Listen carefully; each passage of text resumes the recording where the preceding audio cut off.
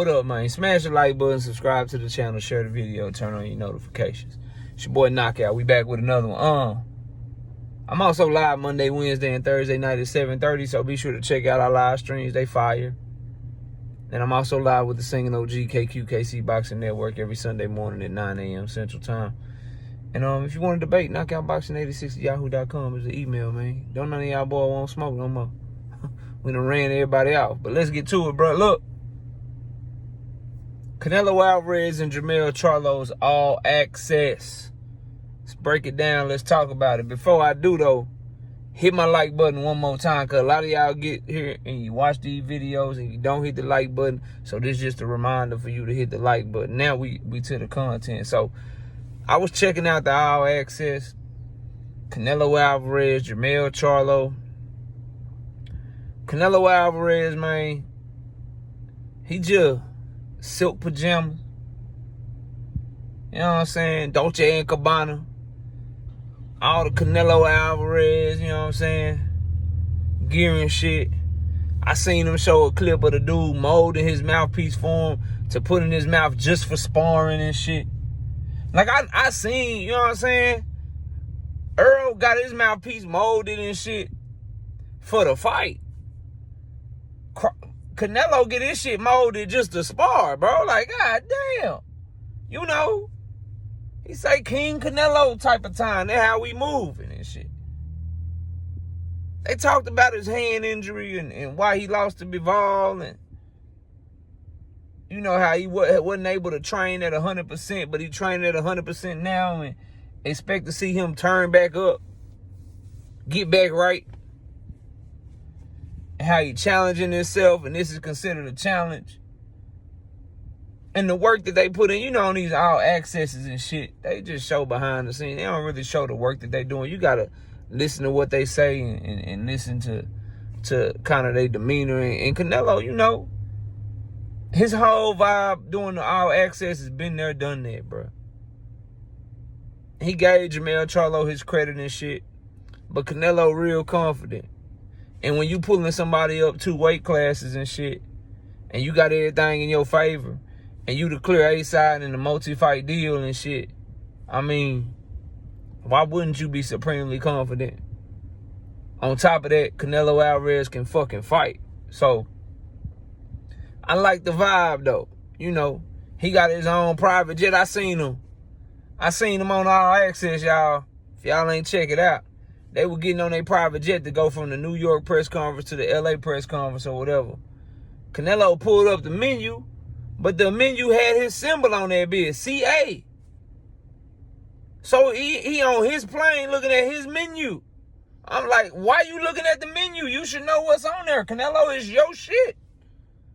But he got his own plane and shit. He just, you know, when you make $40 million a fight, guaranteed, plus back end money, so you probably getting like 60, 70 million a fight. When the numbers do right, like that Caleb Plant fight, he ate. He ate good, bro. The fight with Triple G, the third one, he still ate good, bro. He eating good. You just move different, okay? So I like that, but the main thing I got from him as it pertains to, cause all that shit, that's just the lifestyle that, you know, we talking about. But what pertains to the ring, what he pushing out is, in his mind, the reason we saw that trash-ass Bivol performance. The reason that the Triple G performance was subpar and lackluster. The reason that the John Ryder performance was lackluster and lackadaisical. He's saying it's because of injuries that have kept him from being able to train 100%. An injury that he suffered all the way back fighting Callum Smith. I'm not saying I agree or disagree. I'm just telling y'all what the man and what his camp is saying. He also preached about loyalty and how Eddie Reynoso been with him since day one. They showed pictures of Eddie Reynoso training him, like going back when he was a teenager and shit. So that was pretty cool. But all in all, the main message is he back stepping on shit. Training in Lake Tahoe at elevation, he say he back stepping on shit. I mean, you fighting a 154-pound fighter, so you better. The only thing I don't like about this shit, man, is that they keep acting like Canelo taking a risk, bro. I don't like that shit, bro.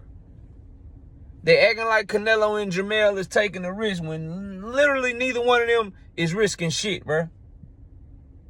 I'm just keeping it 100 with y'all. That's what I don't like. They acting like obviously you getting in the ring, it's risk and shit, because you could lose your life. But I'm talking about, like, there's no risk. And there's no props should be given for fighting people that you supposed to beat. Canelo fighting Jamil Charlo, who's moving up 2 weight classes, is like me telling my teenage son, let's get it cracking. My teenage son walk around like a buck 20, a buck 30, bro. I'm weight classes above him, dog. But Canelo fans and these people doing this all access, they want to make it seem like him fighting Jermell because Jermell got all them belts at 154 is him taking the risk. Jermell Charlo also lost to Tony Harrison before. He also fought a fight against a pressure fighter. Canelo's a pressure fighter who closes distance well. Canelo closes distance well. And a lot of people felt like Brian Castano beat him in the first fight. Canelo Alvarez is a way better fighter than Brian Castano, and he bigger and he hit harder. And he got better defense. The only thing Brian Castano does better than Canelo is his feet are better. That's it. But Canelo is better at making the ring smaller because he's more patient than Castano. He don't get hit it like, bro. Anyway, whatever. So I didn't like that part. Now we on to Jermell Charlo. Jermell always working. He got Guzman in his camp again. So Guzman and Derrick James is both training him for the fight. They showed him, and this is my problem, bro. This is my problem. They showed Derrick James. Jermell had to fly to Vegas to get work in with Derrick James. And that's why I do think Jermell that's a smarter move than what we see Earl doing. Because think about it. Jermell is working with Guzman when he ain't working with Derrick James. But since Derrick James being so busy, bro, Frank Martin fought on July 15th. Earl Spence fought on July 29th. Shit, that's about 2 months from Jermell, so he need to work with you too. But he got to fly to Vegas just to get work in with Derrick. Derrick just busy as shit. Earl Spence, he ain't got no Guzman. He only training with Derrick James. So, bro, you took the rematch. You a dog. You a soldier. Y'all got me going off on a tangent because I be seeing shit that other people don't speak on. But you need some help, bro. If you Derrick James or if you Earl, you might need to have some trainers for when Derrick James got too much time. It's like, if they supposed to be fighting at the end of the year, Earl and Bud, why the hell is Derrick James, all his time from now to the whole rest of the month need to be on Jermell? But shit, Earl needs some work. So that's why that little tidbit right there let me know that I'm on to something with this. Derrick James spread too thin, bro. He spread too thin. Jermell Charlo jumping up 2 weight classes, fighting the face of boxing. One of the faces of boxing. We gonna see Canelo fighting for that crown. If him and Jermell do better than Tank and Ryan, then he take that shit right back from Tank. So we gonna see what the numbers look like. But anyway, one of the faces of boxing, the guy who's been the face of boxing for over a decade now, Jermell about to fight him. And he got to travel to Vegas to work with his trainer because his trainer got another big fight that he doing. Then he had this fight. Like, bro, all right. All right, y'all think that shit don't mean nothing if you want to, bro. All these dudes human. And at the end of the day, Derrick James spread too thin to me. He spread too thin to me, bro. So I noticed that now. I'm like, damn, he got to fly. Why that shit say Vegas? Oh, he flying to Vegas to work with Derrick James. But then when they say he back in Houston, and see this again, they do the all access, he back in Houston, he with Guzman. Derrick James ain't there. Him and Guzman watching the Caleb Plant tape, bro.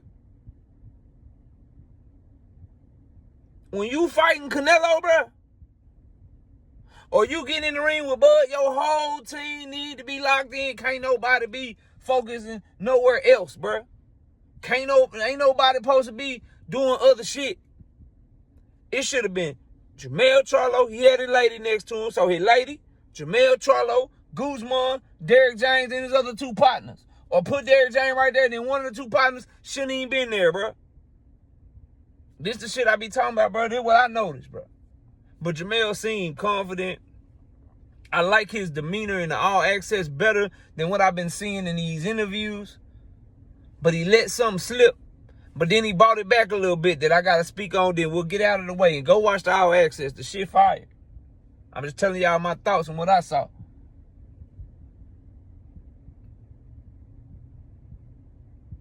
Jamil Charlo said, I had to get used to the weight. At first I felt slow. But I had to work on focusing on speed and making sure I keep my speed. And that's going to be key. That's going to be key. And that's why y'all need to understand jumping up 2 weight classes is a big deal. That is going to be key in the fight, bro. If he put on too much muscle, he got no shot. And to hear him say that was alarming to me, bro. I didn't like that, because that means you probably started out trying to bulk up and shit.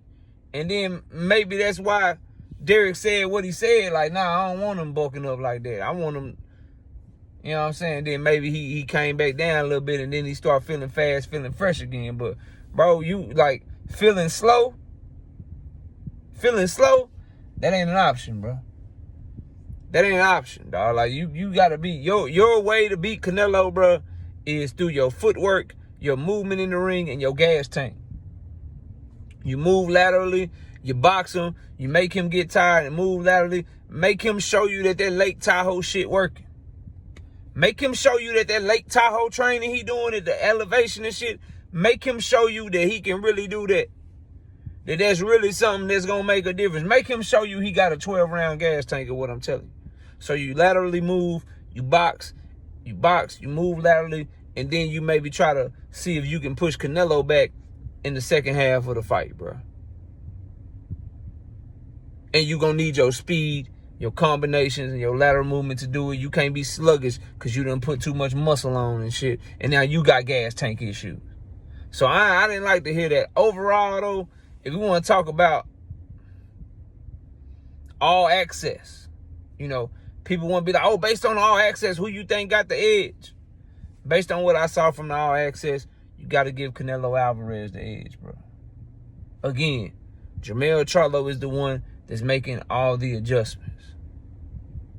If you notice, Oscar Valdez's ass is out the way. Eddie Reynoso ain't focused on nobody but Canelo.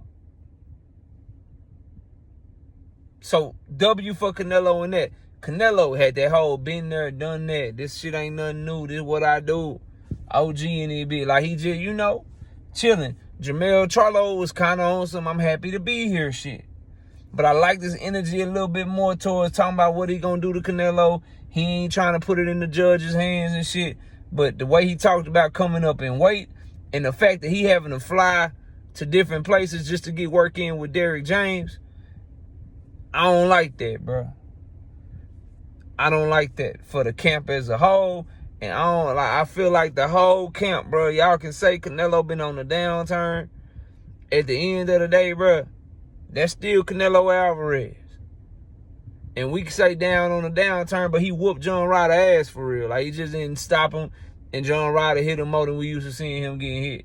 We say on the downturn, but he put hands on Triple G for most of that fight, bro. Wasn't a great performance. So, you know, when we say he on the downturn, bro, if the shit he's saying about his hand and being injured and shit, if that shit true, and he come out that bitch and he look like he was fighting Caleb Plant and Callum Smith, man, bro. Okay? So I need Jermell to be at his best is what I'm telling y'all, bro. But y'all let me know what y'all think. Comment below, smash the like, sub to the channel. We'll catch y'all soon, man. Peace out.